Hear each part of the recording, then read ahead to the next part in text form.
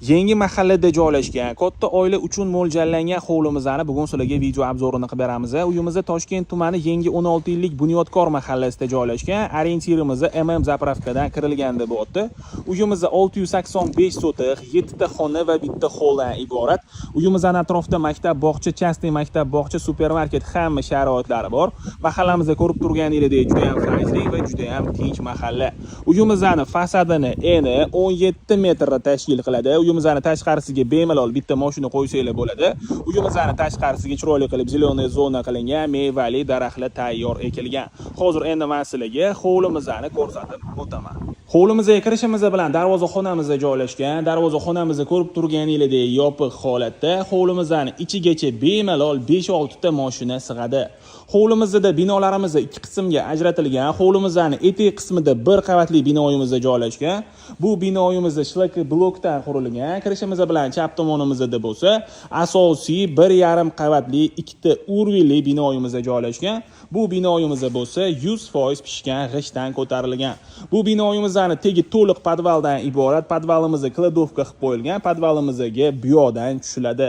Hovlimizning buyoq burchakdan ko'rinishi.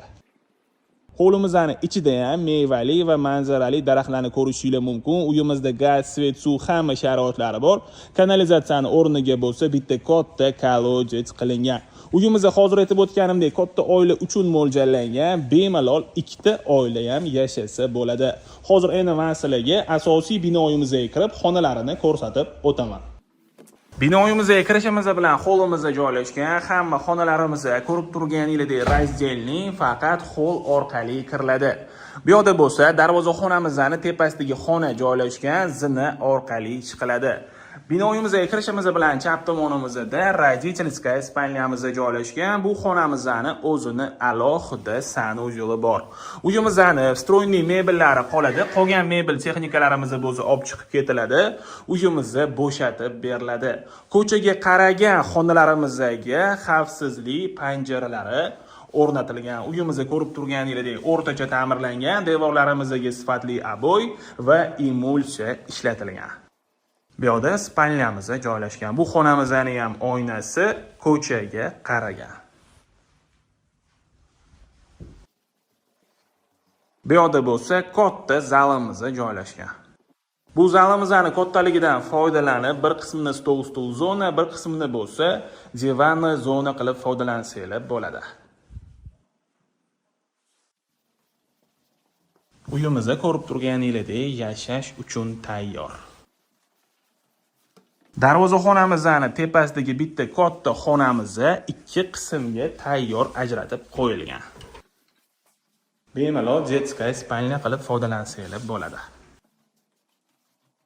Hozir endi sizlarga hovlimizning etek qismida joylashgan binoyimizning xonalarini ko'rsatib o'taman. Hovlimizning etek tomonidagi binoyimiz shlaka blokdan qurilganligi uchun o'zingizlarning xohishingizga qarab buzib tashab, boshqatdan yangi xonalari ko'proq bino qursanglar ham bo'ladi. Hovlimizning bu yoq burchakdan ko'rinishi.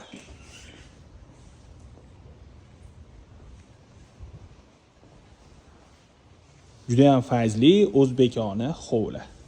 Narigi burchagimizda hovlimiz uchun sanuzyolimiz joylashgan.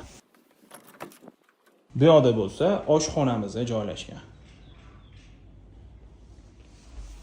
Bu oshxonamizda 2 ta alohida spalyaga o'tib ketsa bo'ladi. Bemalol o'zingizlar kelib ko'rib guvohi bo'lishingiz mumkin. Hozir aytib o'tganimdek, uyimizning faqat stroyniy mebellari, ya'ni oshxona mebellari qoladi. Qolgan mebel texnikalarimiz bo'lsa olib chiqib ketiladi. Uyimiz bo'shatib beriladi. Uyimizga qiziqadiganlar bo'lsa, bemalol murojaat qilsanglar bo'ladi. Uyimiz yoqqan bo'lsa, like bosinglar. Shunaqa fayzli katta oilaga mo'ljallangan hovli qidirgan do'stinglarga bu videomizni yuborib qo'yinglar.